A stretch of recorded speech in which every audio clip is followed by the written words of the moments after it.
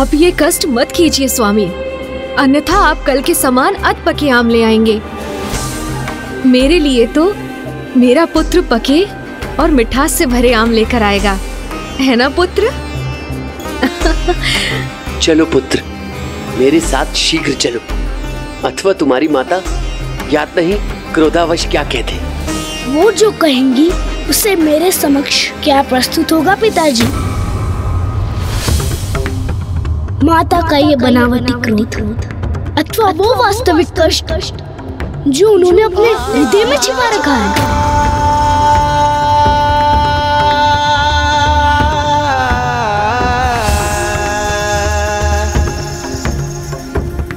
और आपके हृदय की पीड़ा पिताश्री उसे भी प्रकट होने से रोक रहे हैं ना आप? कहिए ना पिताजी, आप क्या छिपा रहे हैं मुझसे? माता, मुझे स्वयं अपना ही अंश मानती है ना आप, तो फिर अपने इस अंश से अपनी पीड़ा को क्यों छिपा रही है माता? पिताश्री, आप ही सदा कहते हैं ना कि माता पिता और पुत्र का संबंध घनिष्ठ मित्रता का उदाहरण होना चाहिए। फिर ये कैसी मित्रता है पिताजी जिसमें एक मित्र को अपने मित्र की पीड़ा का कोई ज्ञान नहीं? आप ही विचार कीजिए, यदि मैं भी इसी प्रकार किसी पीड़ा में होता और आपसे उसकी चर्चा किए बिना उस पीड़ा को अपने भीतर रखकर निरंतर उसकी घुटन का अनुभव करता और उसके कारण अपने प्राण ही त्याग देता तो? ऐसा ना कहो पुत्र। तुम अपने प्राण त्यागने की कल्पना करो, इससे पूर्व हम अपने ही प्राण त्याग देंगे।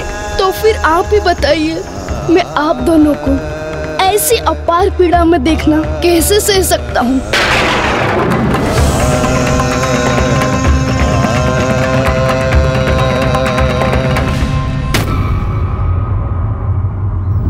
एक परिवार का भाग होकर एक दूसरे से अपनी पीड़ा छिपाने से किसी समस्या का समाधान नहीं होता। बालक प्रभु गृहपति ने सत्य कहा। माता पिता और बालक के मध्य एक घनिष्ठ मित्रता का संबंध होना चाहिए।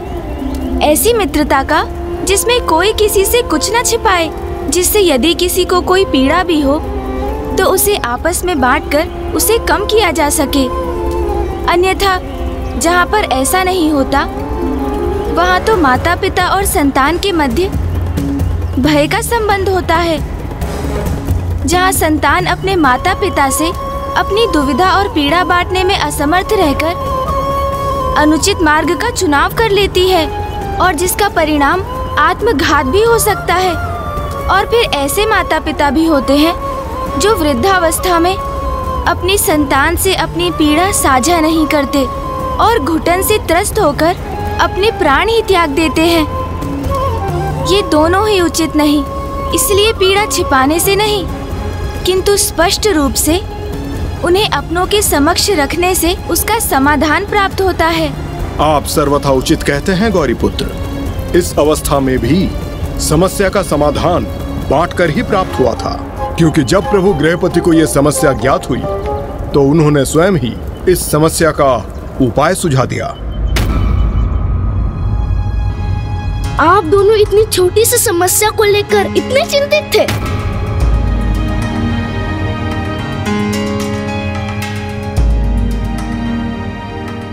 पुत्र, तुम्हारे जीवन पर छाया संकट हमारे लिए कोई छोटी समस्या नहीं है। माता पिता के लिए सबसे बड़ी चिंता यही होती है पुत्र, क्योंकि एक संतान की मृत्यु से पिता के भीतर का पिता और एक माता के अंदर की माता का अंत हो जाता है और इसलिए ये चिंता उन्हें अर्धमृत अवस्था में डाल देती है। फिर प्राण निकलने में कहाँ अधिक समय लगता है पुत्र। किंतु आप व्यर्थ में ही चिंता कर रहे हैं पिताश्री।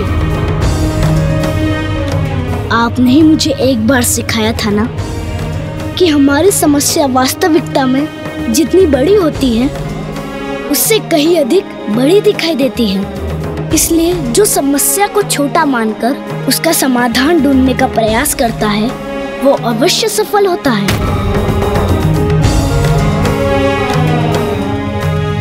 हमारी समस्या के समाधान तो हमारे समक्ष है पिताश्री।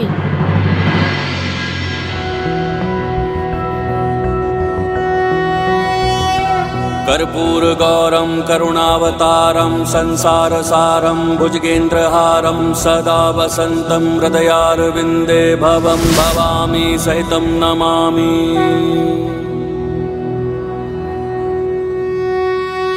आपने ही तो मुझसे कहा था कि मैं प्रभु महादेव की कृपा से आपको प्राप्त हुआ हूँ, तो अब प्रभु महादेव ही मुझे जीवन दान भी प्रदान करेंगे।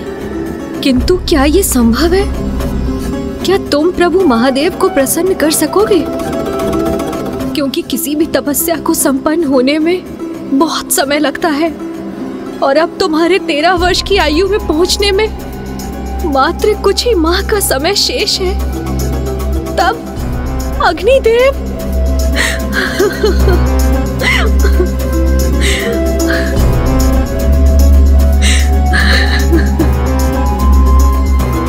माता, विश्वास हो तो सब संभव है, और विश्वास नहीं तो कुछ भी नहीं। किंतु माता, मुझे अपने प्रभु महादेव पर और स्वयं पर पूर्ण विश्वास है। पुत्र, यदि तुम्हें पूर्ण विश्वास है तो मुझे भी विश्वास है।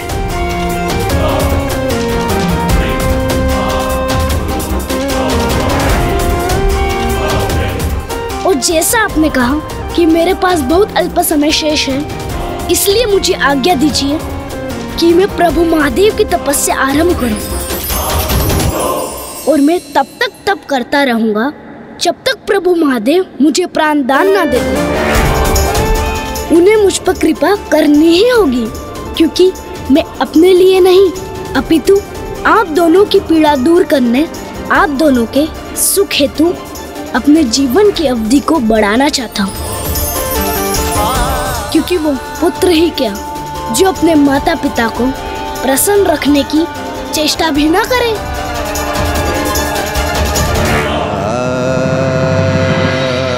स्वयं के जीवन की रक्षा करने के लिए तो एक कीट भी संघर्ष करता है, किंतु जो अपनों के लिए जीवन जीने की इच्छा रखे, उन्हीं के जीवन का वास्तविक मूल्य है।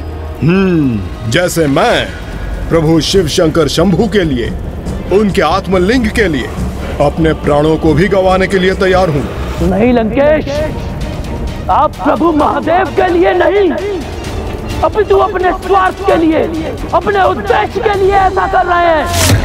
आप प्रभु महादेव से उनका सानिध्य प्राप्त करने के लिए नहीं, अपितु उन्हें विवश करने के लिए ऐसा कर रहे हैं। ये आपकी मान्यता है नंदेश्वर महाराज, और आप अपनी मान्यता को अपने पास ही रखिए। गौरी पुत्र, नंदी जी को तो अभी भी अपनी तपोशक्ति पर पूर्ण विश्वास है, किंतु मेरे पास इतना समय नहीं कि मैं उन्हें असफल होता देखता रहूं। किंतु मुझे दिवस के अंत तक लंका अवश्य पहुंचना है। नंदी जी, जब तक मैं प्रभु के गृहपति अवतार की कथा संपन्न नहीं कर देता, तब तक आप अपने समस्त प्रयास करते रहिए, क्योंकि इस कथा के समाप्त होते ही मैं अपना एक क्षण भी व्यर्थ किए बिना आपकी समस्त शक्तियों एवं बाधाओं ध्वस्त कर यहाँ से पुनः आगे बढ़ जाऊंगा।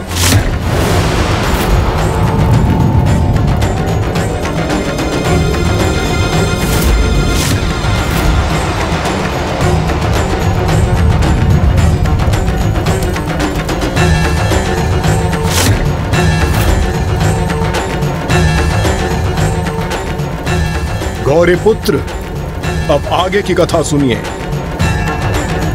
बालक प्रभु गृहपति अपने माता पिता की अनुमति प्राप्त कर उस काशी के पावन घाट पर पहुंचे, और उन्होंने वहां पर प्रभु के पार्थिव शिवलिंग का निर्माण कर अपनी तपस्या आरंभ की। शिवाय, ओम नमः शिवाय, ओम नमः शिवाय, ओम नमः शिवाय, ओम नमः शिवाय,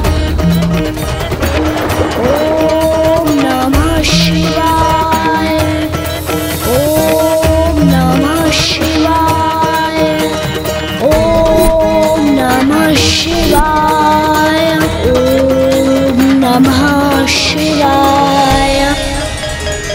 ओम नमः शिवाय।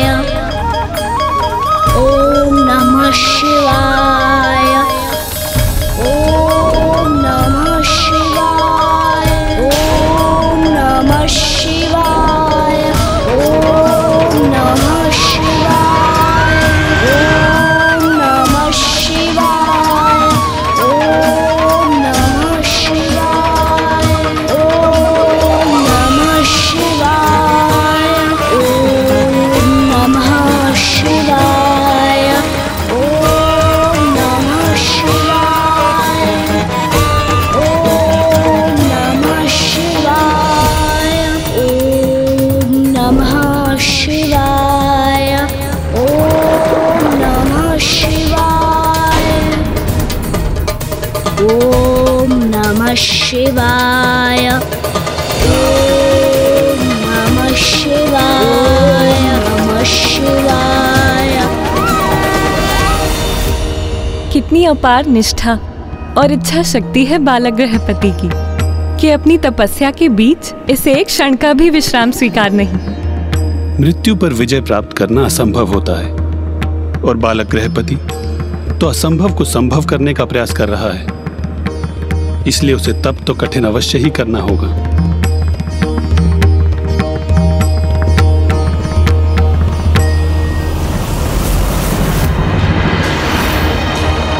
ओम नमः शिवाय।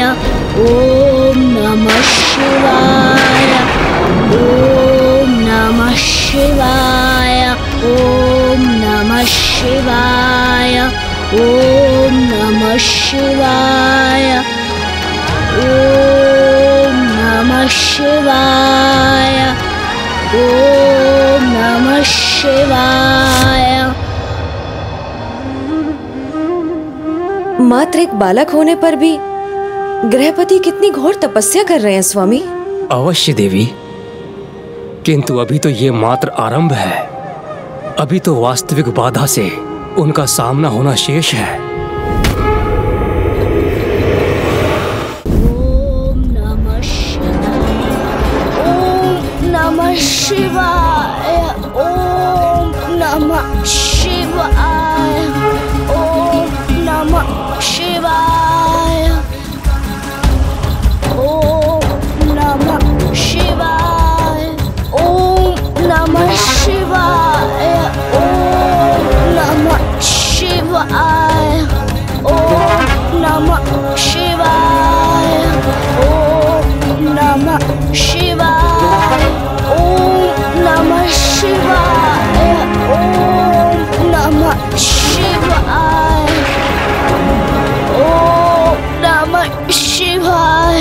ओम नमः शिवाय। ओम नमः शिवाय। ओम नमः शिवाय।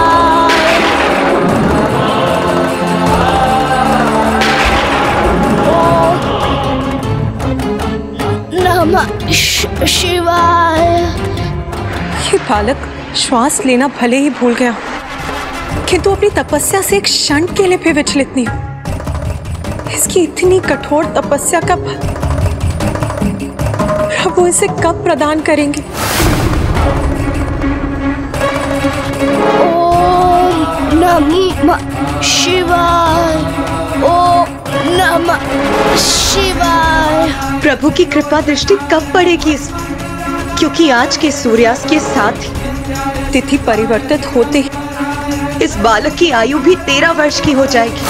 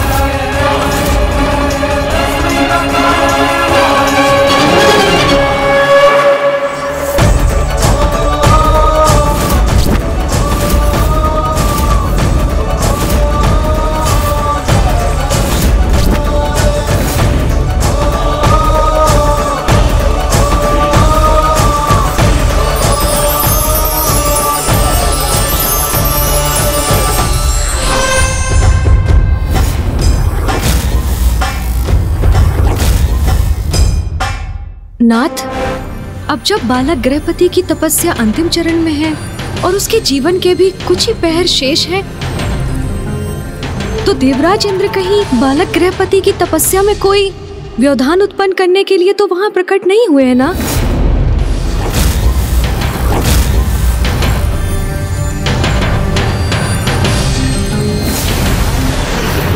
महादेव को प्रसन्न कर किसी का भी अपनी मृत्यु पर विजय प्राप्त करना सरल नहीं होता। बस बालक, तुम्हें इतना श्रम करने की कोई आवश्यकता नहीं। ओ नमः शिवाय। तुम्हारी तपस्या पूर्ण हुई। मैं देवराज इंद्र स्वयं तुम्हारे समक्ष प्रस्तुत हूं। ओ नमः शिवाय। जो तुम मांगना चाहते हो वो मुझसे मांगो, क्योंकि तुम्हारी इस क्लांत और दुर्बल अवस्था में तुम महादेव की इस तपस्या को पूर्ण नहीं कर पाओगे। प्रणाम देवराज इंद्र। मैं कितना भी दुर्बल क्यों ना हो जाऊं, किंतु मेरी तपस्या तभी संपन्न होगी जब मुझे प्रभु महादेव के दर्शन प्राप्त हो जाए। और मुझे जो वरदान मांगना है मैं स्वयं ही उन्हीं से मांगने में समर्थ हो जाऊंगा। एक बार पुनः विचार कर लो बालक, क्योंकि मेरे अनुसार जो तुम कर रहे हो वो बहुत बड़ी भूल है। क्योंकि ना तो तुम में इतना सामर्थ्य और ना ही तुम्हारे पास इतना समय शेष है।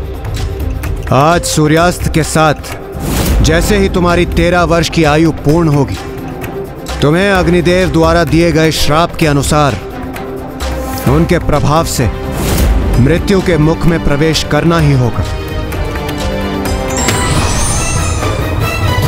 तुम कितना भी प्रयास कर लो बालक, किंतु मेरे श्राप से मुक्त होना इतना सरल नहीं।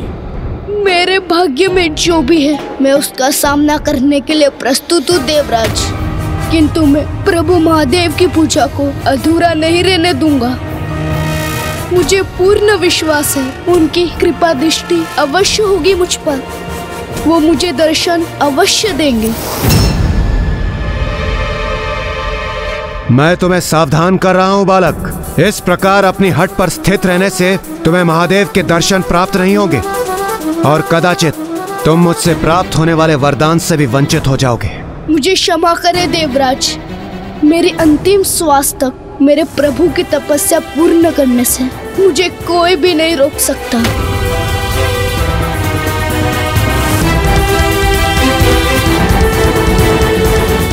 ओम नमः शिवाय। रुक जाओ बालक। ओम नमः शिवाय। इस प्रकार मुझे पृष्ठ दिखाकर मेरा अपमान करने का दुस्साहस मत करना। मैं तुम्हें अंतिम चेतावनी दे रहा हूं, अन्यथा अपनी उद्दंडता का परिणाम भुगतने के लिए तैयार हो जाओ। ओम नमः शिवाय। ओम नमः शिवाय। ओम नमः शिवाय।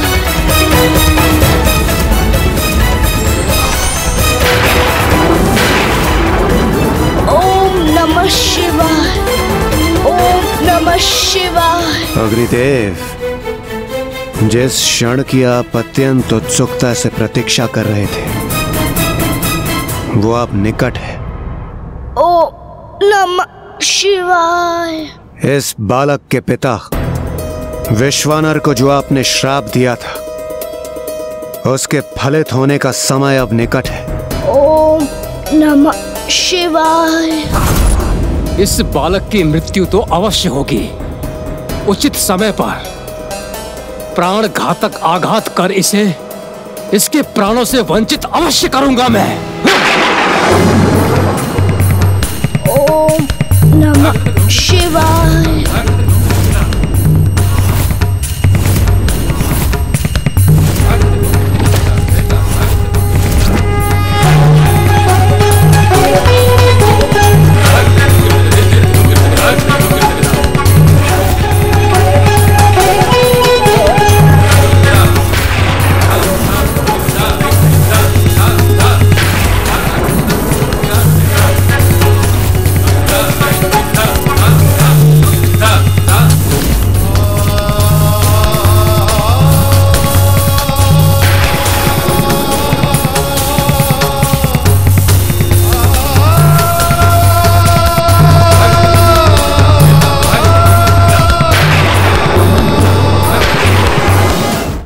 उचित है। देवराज इंद्र के वज्र से जो अग्नि उत्पन्न हुई है उससे मुझे ये अवसर प्राप्त हुआ है। अब मैं अपना श्राप फलित करूंगा। ओम नमः शिवाय।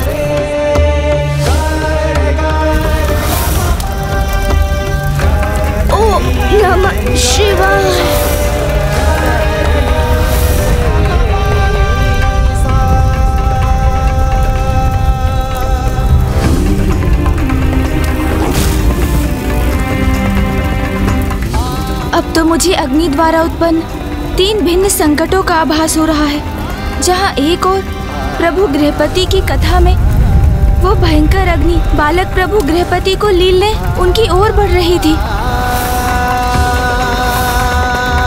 वहीं दूसरी ओर अग्नि का प्रचंड प्रकोप समस्त सृष्टि पर भी छाया हुआ था।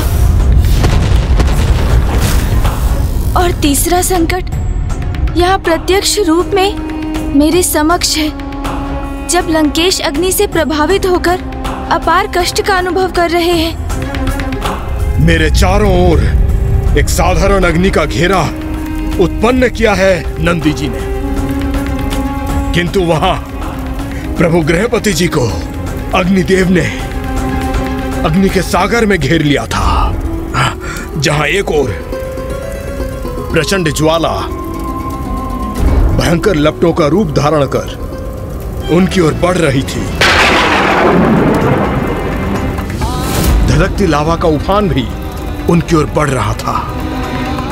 ऐसा ज्ञात होता था कि कुछ ही पलों में प्रभु गृहपति का घोर अनिष्ट होने वाला है।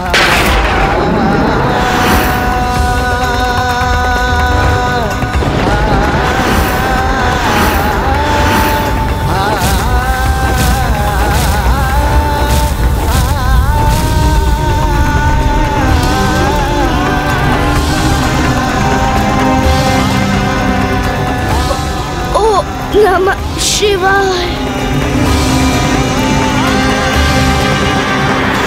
अग्नि का अनिष्टकारी प्रकोप क्यों बढ़ता जा रहा है स्वामी? प्रभु महादेव बालक गृहपति को दर्शन क्यों नहीं दे रहे? क्यों उसकी रक्षा करने नहीं आ रहे? मैंने तो आपसे पूर्व में ही कहा था ना देवी कि मृत्यु पर विजय प्राप्त करना सरल नहीं होता, एवं किसी के श्राप से मिली मृत्यु को टाल पाना तो असंभव के समान है। ओम नमः शिवाय।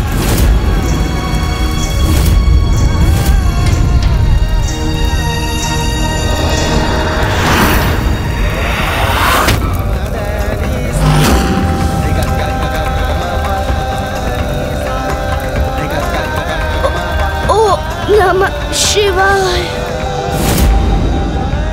प्रभु, ये कैसी परीक्षा ले रहे हैं आप बालक गृहपति की? आप विलंब किए बिना उसकी रक्षा कीजिए। अन्यथा उसका जीवन संकट में पड़ जाएगा प्रभु।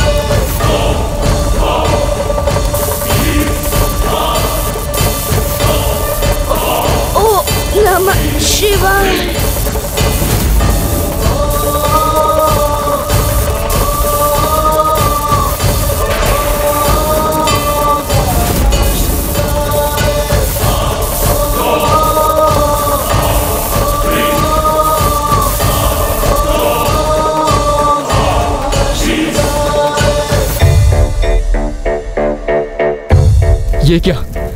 मेरी अग्नि शांत व शिथिल कैसे पड़ गई? अद्भुत प्रतीत होता है बालक गृहपति की भक्ति के परिणाम स्वरूप अग्नि तत्व भी अपने स्वाभाविक आचरण के विरुद्ध जाने पर विवश है। जिस अग्नि का स्वभाव होता है अपने ताप से भस्म करना, वही बालक को शीतलता प्रदान कर रहा है।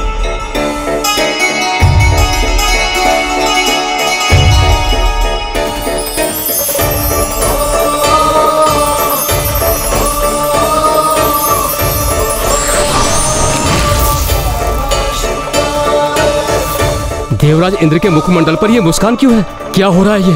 और मैं क्यों अपनी आग्नेय शक्ति का प्रयोग करने में असमर्थ हो रहा हूं?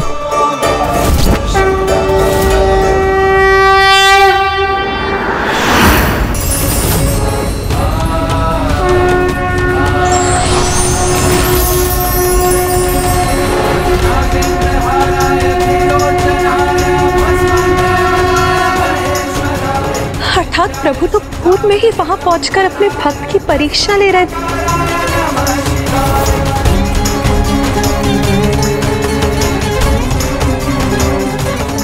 बालक गृहपति, सभी परीक्षाओं में सफल होकर तुमने ये प्रमाणित कर दिया है कि भक्ति की शक्ति से कुछ भी संभव हो सकता है, मृत्यु को भी पराजित किया जा सकता है। हाँ बालक गृहपति, तुमने अपनी भक्ति की शक्ति से मृत्यु को भी परास्त कर दिया। मैं तुम्हें अभयदान देता हूँ और घोषणा करता हूँ, अग्निदेव के श्राप के कारण तुम्हारी मृत्यु नहीं होगी।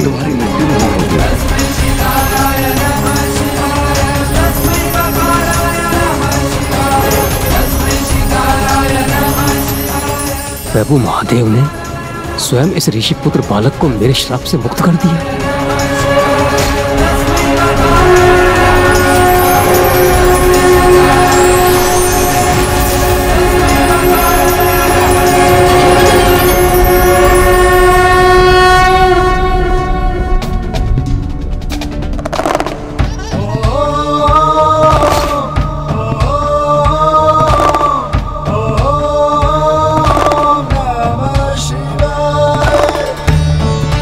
तुम्हारे उदाहरण से संसार में सफलतापूर्वक जीवन बिताने का एक नवीन नियम स्थापित होगा कि प्रबल इच्छा शक्ति से और निष्ठा एवं श्रद्धा से प्रयास कर समस्त बाधाओं को दूर किया जा सकता है और किसी भी कार्य में सफलता प्राप्त की जा सकती है।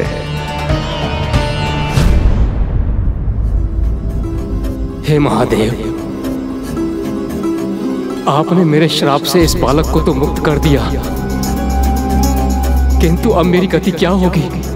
क्योंकि अब ताप के स्थान पर मैं शीतलता का विस्तार कर रहा हूं। इस प्रकार तो मेरा अस्तित्व ही मिट गया प्रभु।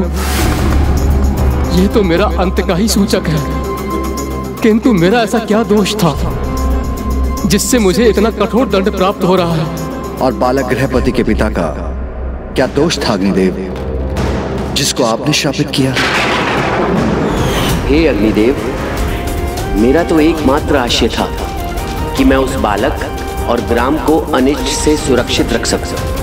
इसलिए मैं अपना धर्म निभाकर पुण्य कर्म कर रहा था।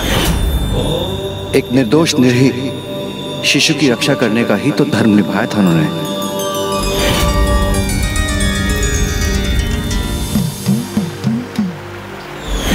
जिसके समक्ष आप उसकी मृत्यु बनकर प्रस्तुत हुए थे, जबकि अभी उसकी मृत्यु का समय नहीं आया था। और बालक गृहपति का क्या दोष था अग्निदेव, जिसकी मृत्यु आपने उसके जन्म के पूर्व ही निर्धारित कर दी? हे प्रभु, मुझे क्षमा करें। मैं अपने क्रोध पर नियंत्रण नहीं रख सका। नियंत्रण ही तो अनिवार्य है अग्निदेव, क्योंकि व्यवहार, शक्ति और जीवा पर जिसका नियंत्रण नहीं होता वह अनेकों भूल करता है और फिर उन्हीं भूलों के चक्र में उलझता चला जाता है। आपकी अग्नि के अनियंत्रण प्रकोप को नियंत्रण में लाने के लिए ही गृहपति का जन्म हुआ है। गृहपति के दृढ़ निश्चय और भक्ति की शक्ति के कारण ही अग्नि का ताप शीतलता में परिवर्तित हो गया। आप अपने स्वाभाविक व्यवहार को तभी प्राप्त कर सकेंगे जब आप अपनी अग्नि को नियंत्रण में रखेंगे, स्वयं कहीं उत्पन्न नहीं होंगे और स्वेच्छा से एक सीमा से अधिक अपना विस्तार कर संपूर्ण सृष्टि को प्रभावित नहीं करेंगे। मैं आपको वचन देता हूं प्रभु, मैं अपनी अग्नि को वहीं उत्पन्न करूंगा जहां मुझे प्रकट होने का अवसर दिया जाएगा, अन्यथा जहां मेरा आवाहन होगा और मेरा प्रभाव सदैव सीमित ही रहेगा।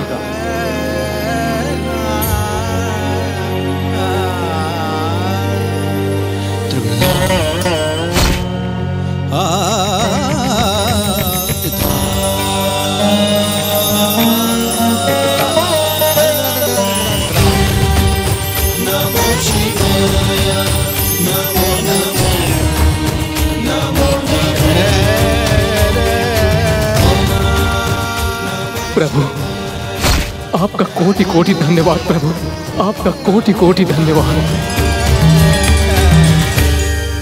प्रभु, जब अग्निदेव ने स्वयं पर नियंत्रण रखने का वचन दे ही दिया है, तो संसार में एक और नियम स्थापित होना चाहिए। अग्नि के प्रति सबको सदा सचेत रहना चाहिए। अग्नि के उपयोग के उपरांत उसे अवश्य बुझाना चाहिए। आनंद और व्यसन के लिए अग्नि का उपयोग कभी नहीं होना चाहिए। तुमने सर्वथा उचित कहा बालक गृहपति। आज के उपरांत तुम्हारी कथा से समस्त जगत अग्नि के उपयोग के नियम को सदा स्मरण रखेगा और मैं तुम्हें सभी दिशाओं का नियंत्रक होने का आशीष देता हूं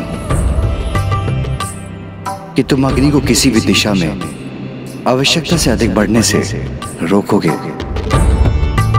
और जिस पार्थिव शिवलिंग का तुमने निर्माण किया है वह अग्नेश्वर लिंग के नाम से प्रतिष्ठित है। अग्नेश्वर लिंग के नाम से प्रतिष्ठित है। वह अग्नेश्वर लिंग के नाम से प्रतिष्ठित है।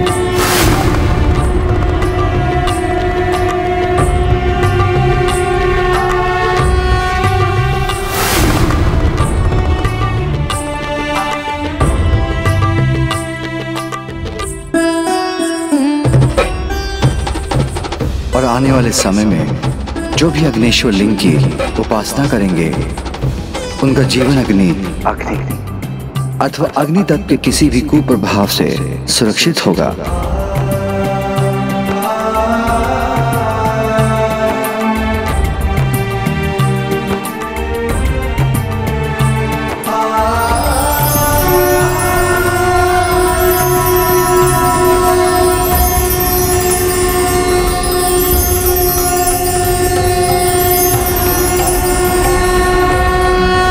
प्रभु गृहपति की जय, प्रभु गृहपति की जय, प्रभु गृहपति की जय।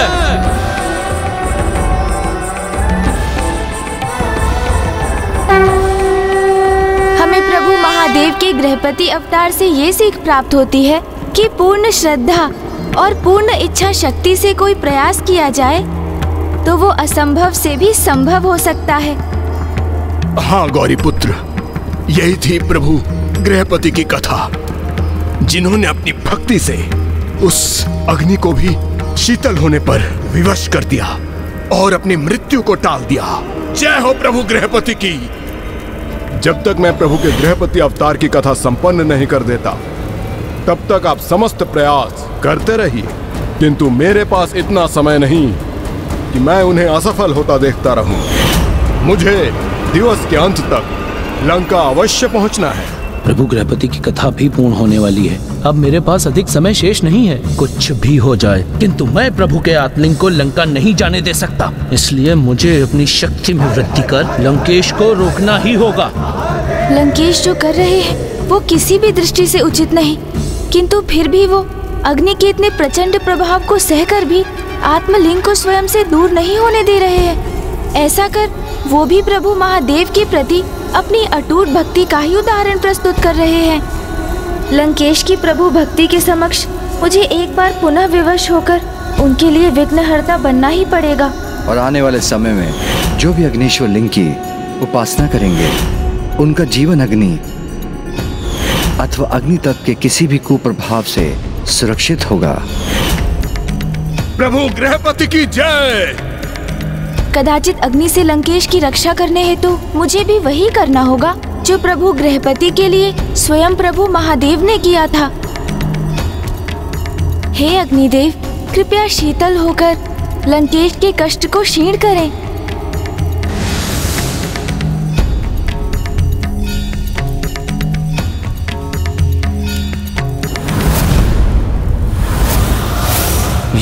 ये कैसे संभव है? मेरी शक्ति से उत्पन्न अग्नि अचानक शीतल कैसे हो गई? ये प्रभु गृहपति के नाम को उच्चारण करने का और उनकी कथा सुनाने का सुफल है ये। रुक जाइए नंदेश्वर जी, अपनी तपोशक्ति को व्यर्थ ना कीजिए, क्योंकि लंकेश रावण हूं मैं। मुझे कोई क्षति नहीं पहुंचा सकता, किंतु यदि मैं चाहूं तो तुम सभी शिवगणों को इसी क्षण मिटा सकता हूं। लंकेश, ये मात्र तुम्हारा भ्रम है कि तुम मुझे अथवा अन्य शिवगणों को कोई क्षति पहुंचा सकते हो।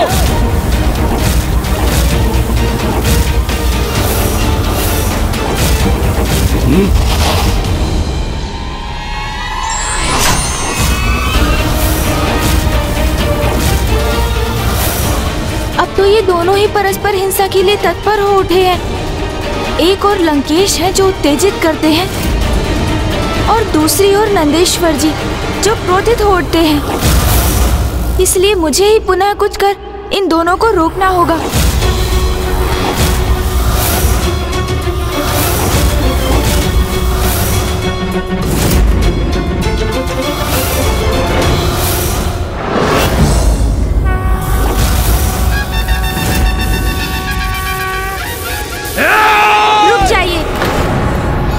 सावधान, आप में से कोई भी इस रेखा का उल्लंघन नहीं करेगा।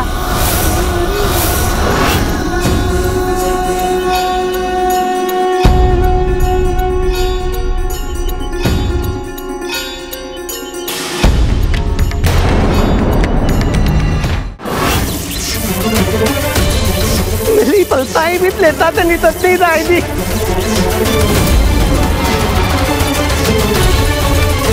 हे गणपति जी, आप इस लंकेश का साथ क्यों दे रहे हैं? मैं यहाँ लंकेश का नहीं, धर्म का साथ दे रहा हूँ नंदेश्वर जी, क्योंकि प्रभु के आत्मलिंग को शक्ति और हिंसा से प्राप्त करना सर्वथा अनुचित है। लंकेश ने तो आपको चुनौती दी थी, जिसे आप पूर्ण कर प्रभु के आत्मलिंग को प्राप्त कर सकते थे, किंतु आप अथवा कोई भी अन्य शिवगण उनके चरणों को नहीं डिगा सके। और कदाचित ये इसलिए हुआ क्योंकि लंकेश जी पर उनके प्रभु महादेव की कृपा है, और उससे भी अधिक जिनके हाथों में प्रभु की आत्मलिंग रूपी शक्ति और दिव्यता स्थित है, तो उन्हें भला पराजित कर भी कौन सकता है। मेरे विचार से आप अपने समस्त प्रयास कर चुके हैं, इसलिए अब आपको यहाँ से प्रस्थान करना चाहिए नंदेश्वर जी। जो अब तक हुआ वो तो प्रभु की इच्छा से ही हुआ, और जो आगे होगा वो भी प्रभु की इच्छा से ही होगा। इसलिए आप सभी का कैलाश लौटना उचित होगा। उचित है।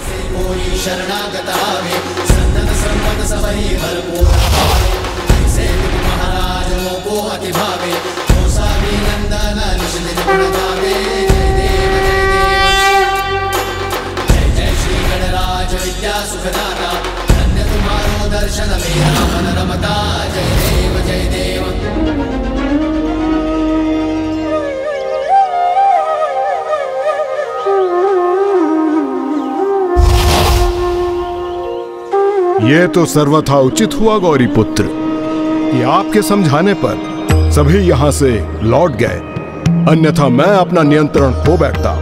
किंतु मुझे इसकी अपार प्रसन्नता है जिन्होंने अग्नि को नियंत्रित किया। प्रभु शिव शंकर शंभु के उन्हीं के अवतार प्रभु गृहपति ने मेरे चारों ओर छाई अग्नि को भी शीतल कर मेरा ही साथ दिया। तब तो हमें उनकी स्तुति करनी चाहिए लंकेश। कदाचित वो प्रसन्न होकर हमें अपने दर्शन प्रदान करेंगे। हाँ हाँ अवश्य।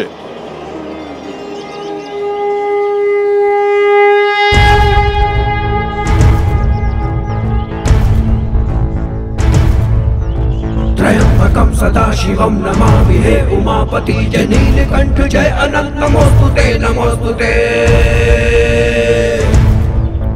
हो भोलेनाथ भक्तों के हो कष्ट से निवारते, ये सृष्टि सारी संकटों से शिव ही है उबारते।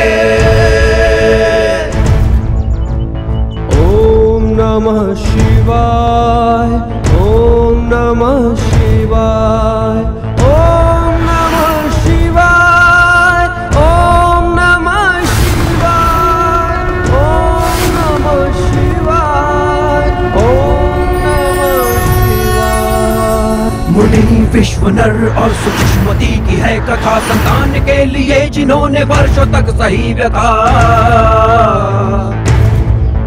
की कामना। सुषमति ने शिव समान पुत्र की, तो काशी जाके शिव जी की मुनि ने घोर तपस्या की।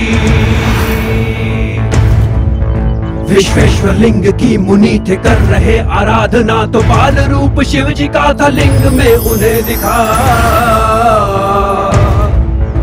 प्रकट हुए सुषमति के गर्भ में जन्म लिया था, ब्रह्मा जी ने गृहपति का नाम आपको दिया। ओम नमः शिवाय ओम नमः शिवाय।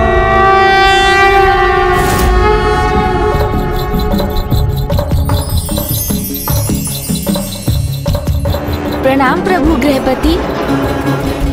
प्रणाम। कल्याण हो।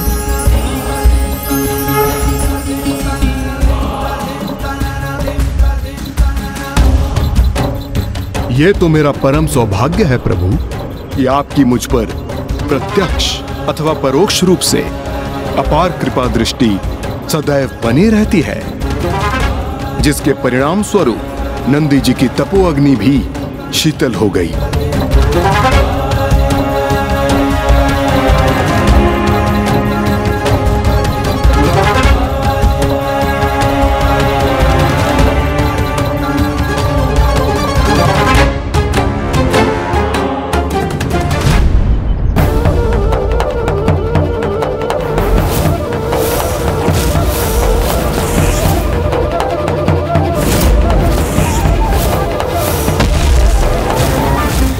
ये क्या? प्रभु गृहपति जी की दृष्टि तो आत्मलिंग पर ही स्थिर है। कहीं ये भी प्रभु वीरभद्र जी और भैरव जी के समान मेरे प्रति आक्रामक तो नहीं होने जा रहे हैं? लंकेश रावण, आपके हाथों में प्रभु का ये आत्मलिंग होने का एक ही संभव कारण है कि आपने स्वयं को सदा महादेव का परम भक्त प्रमाणित किया। प्रबल इच्छा शक्ति और पूर्ण निष्ठा एवं श्रद्धा से कुछ भी संभव हो सकता है। प्रत्येक जीव को कभी भी किसी से वो कदापि नहीं मांगना चाहिए जिसे प्रदान करना देने वाले को कठिन हो, क्योंकि किसी की व्यवस्था के कारण उसे जो प्राप्त होता है वो कभी ना कभी उसके उचित अधिकारी के पास पहुंच जाता है, अथवा जहाँ उसका उचित स्थान होता है वो वहाँ पहुंच जाता है।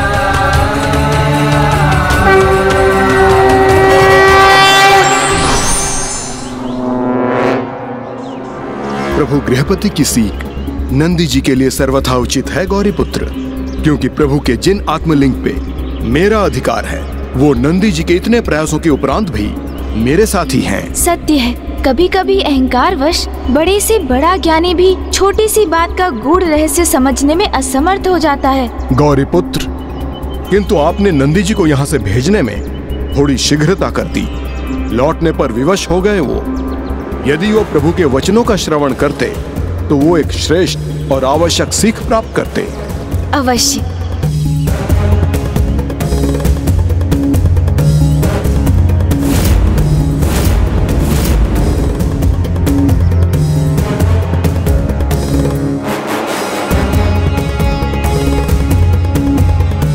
आज एक अनूठी सफलता प्राप्त की है मैंने। समस्त शिवगणों को एक साथ पराजित किया है मैंने। कोई टिक नहीं पाया मेरे समक्ष।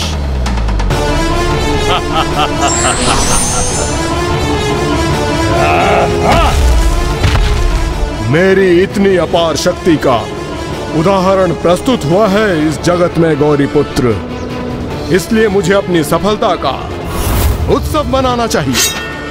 अवश्य होगा मेरी इस विजय का उत्सव। रुकिए लंकेश जी, प्रकृति को हानि पहुंचाना अनुचित है। अब कोई भी मेरे मार्ग में बाधा बनने का दुस्साहस नहीं करेगा।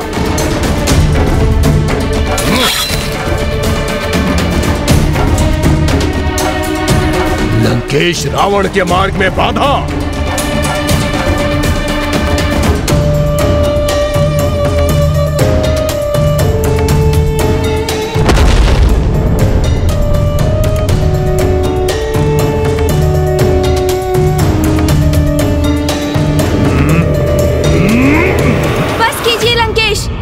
रुक जाइए।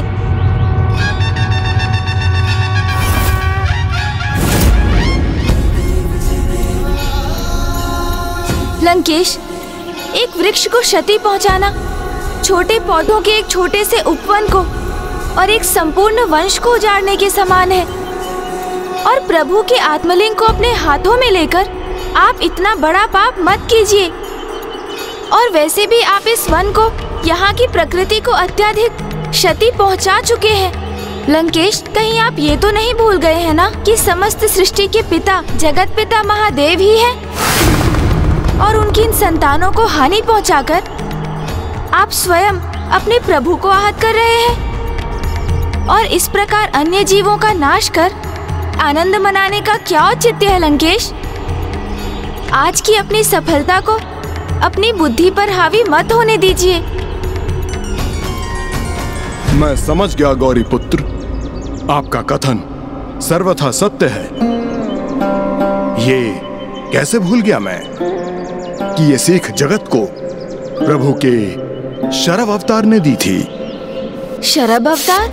हाँ गौरीपुत्र, वो शरभ अवतार जिन्होंने संसार को ये सीख दी कि अपनी सफलता को अपनी बुद्धि पर हावी नहीं होने देना चाहिए। और ये सीख तो उन्होंने आपके मामा श्री हरिनारायण के माध्यम से जगत के समक्ष इसका उदाहरण प्रस्तुत किया।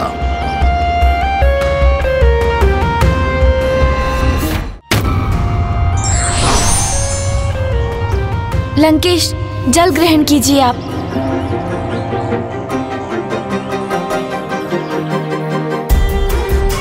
लंकेश, पिताश्री के शरभ अवतार की कथा मुझे विस्तार से सुनाने की कृपा कीजिए।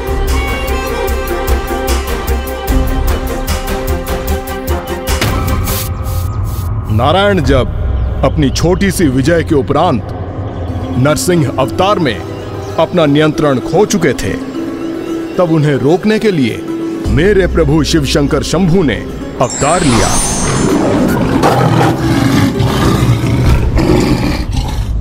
ये उस समय की कथा है गौरीपुत्र, जब हिरण्यकश्यप नाम के महाबली महाप्रतापी असुर ने अपने तप से पितामह ब्रह्मदेव को प्रसन्न कर उनसे एक अद्भुत वरदान मांगा था। न दिवस में न रात्रि में, न भीतर न बाहर, न आकाश में न पाताल में, न नर से न देव से, न यक्ष से न राक्षस से मेरे प्राण किसी से भी न जा सके। और उससे भी अधिक ब्रह्मदेव, इस संसार में जिसकी भी आपने रचना की है, उनमें से कोई भी मेरा वध न कर सके। तथास्तु, तथास्तु, तथास्तु। इस सर्वथा अनूठे वरदान को प्राप्त कर वो जैसे अमरत्व ही प्राप्त कर चुका था। शीघ्र ही समस्त लोकों पर विजय पाकर उसने स्वयं को भगवान घोषित कर दिया और सभी को अपनी पूजा करने के लिए विवश करने लगा। किंतु इसके पश्चात उन्हीं महान असुर हिरण्यकश्यप के परिवार में उनका विरोधी उनके पुत्र प्रहलाद के रूप में जन्म हुआ, जो नारायण का भक्त था।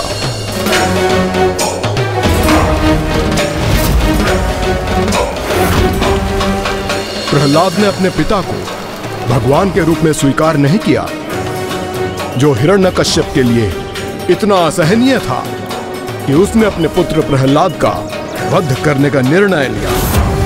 किंतु प्रहलाद सदैव अपनी भक्ति के कारण सुरक्षित रहा। फिर क्या हुआ दशानन? तब एक ओर तो वो अपने ही पुत्र का अंत करने के लिए आतुर था, और वहीं दूसरी ओर उसके सेवक सभी को इस प्रकार यातना दे रहे थे जिससे कि वो उसे भगवान के रूप में स्वीकार करे। और फिर सभी देवता नारायण से सहायता की भिक्षा मांगने वैकुंठ धाम पहुंच गए।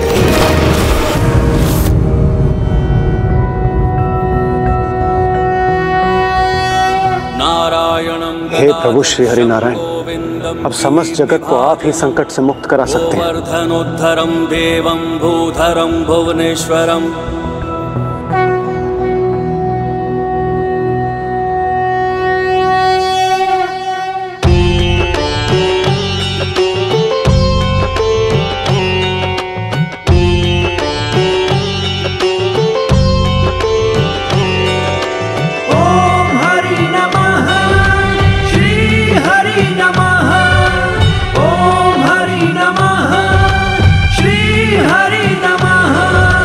विनती करूं भगवन स्वीकार करो, विनती करूं भगवन स्वीकार करो।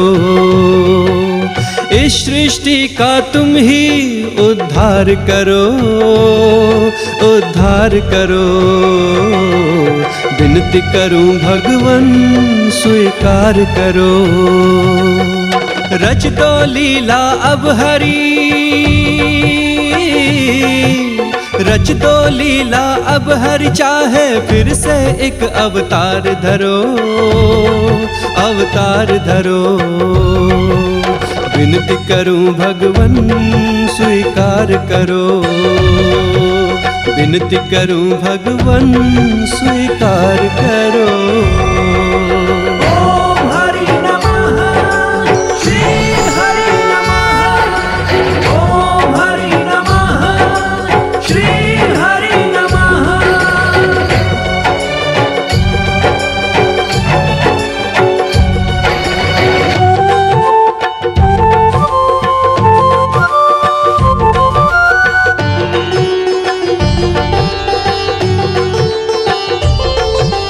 हम सबके पालनहारे हो,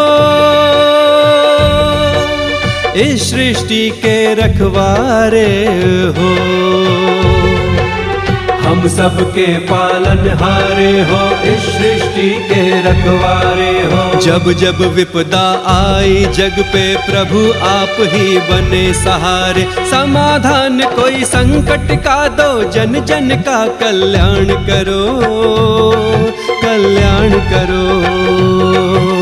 विनती करूं भगवन स्वीकार इस सृष्टि का तुम ही उद्धार करो, उद्धार करो। विनती करूं भगवन स्वीकार करो।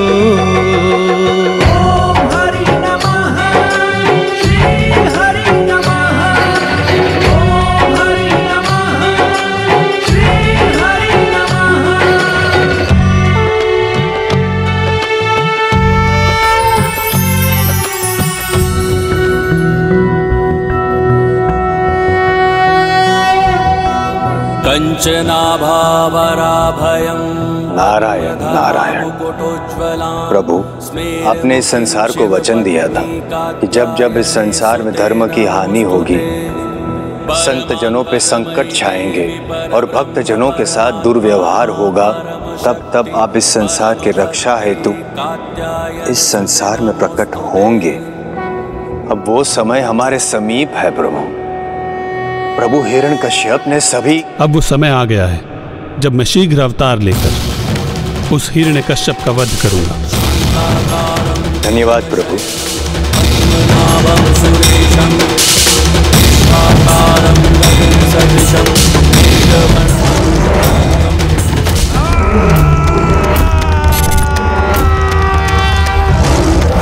नरसिंह अवतार नारायण के क्रोध से उत्पन्न अवतार, जो उत्पन्न तो हुआ था सृष्टि को संकट से मुक्त कराने के लिए, किंतु सृष्टि के अस्तित्व पर ही संकट का कारण बन गया। और उसी संकट का अंत करने के लिए मेरे प्रभु को शरद अवतार लेना पड़ा।